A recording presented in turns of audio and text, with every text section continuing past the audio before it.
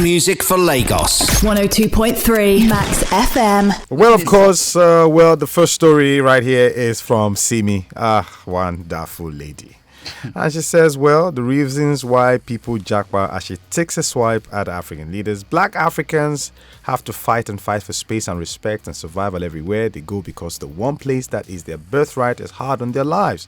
One would think this would make African leaders wake up and help us fight for our dignity. Who really wants to go to a land of strangers away from everyone and things they love? People that want to survive. Nobody chooses that life because it's good or easy. They just don't want to die feeling that helpless. And of course, but these leaders don't love their country. They don't love their people. They don't love their... but they only love their greedy bellies. They only care about their own children. They only care about their families. And as long as their wickedness is not happening to them, why stop? This was Simi on International Women's Day, and I really, really want to concur with her on this. This is a very strong message to our leaders. As I said this morning, I was listening to a South African program, and this renowned motivational speaker was talking about Nigeria and the exploits Nigerians were doing in great sectors across the world. And he says, the painful part, all these are Nigerians occupying all of these positions, but in their country, they are not there because why? The environment is not conducive for them to fly and dominate. But immigration is an African thing, really. It's not just limited to Nigeria. Agreed. To be honest. But when you are talking about the most populous black nation, we shouldn't be going to abroad to go and be begging anybody. What I want to understand. We have everything here. Every time we talk about this kind of situation, what's happening in the country, we always ascribe it to leaders.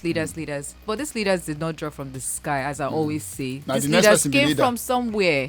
They started out from somewhere. Yeah. I mean, we talked about Funmilayo Ransome-Kuti. She was born in Nigeria, went abroad, came back.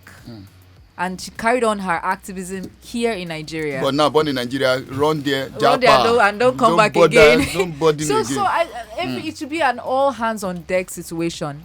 Every time we always talk about, this is what that person is doing. What are we also doing? You can't exonerate the leaders from this. Nobody's exonerating. Okay, so no. I want to exonerate the leaders. Upbringing is very I want to important. exonerate the leaders here. Wickedness and is embedded in some leader people. is servicing one family, and that family will not speak out against the wickedness of such leader. And that's the ripple effect. That's what I'm seeing. And we're all in this country. We are saying the same thing. So we're all in this if you together. have morals and you have humanity, you shouldn't be told that this thing is wrong.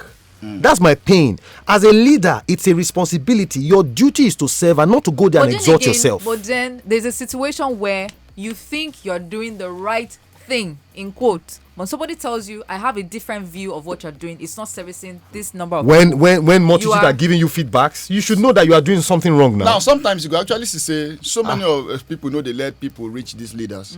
Now, waiting them fee say they'll go tell leader, another one go believe say they happen. You know, say get plenty of a leader. Some of this road, they know they pass.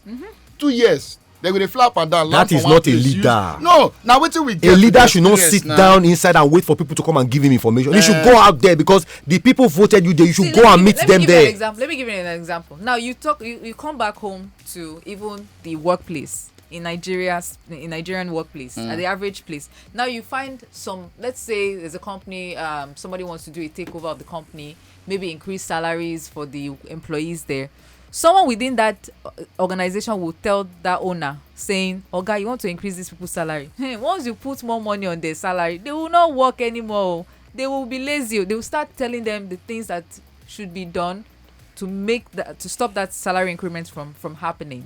And that's what happens sometimes, generally in Nigeria. You find somebody saying, no, if you do it too much, if you give them too much of this thing, they will not appreciate it. They will misuse it.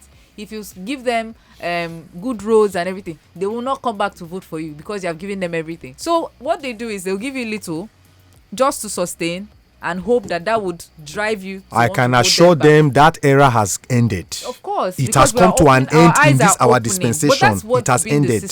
I am happy what is going on now. Governors are going around states now begging people for votes. I love it. They will never attempt to do rubbish. And if you are a governor, whoever you are, you step in that place of authority. If you don't perform, you will be voted out. Because now youths have awoken. It's not enough that they sunk PVCs. It's not enough that they even buried some. We will get our PVCs and we will take you out of there. Hit music for Lagos. 102.3 Max FM.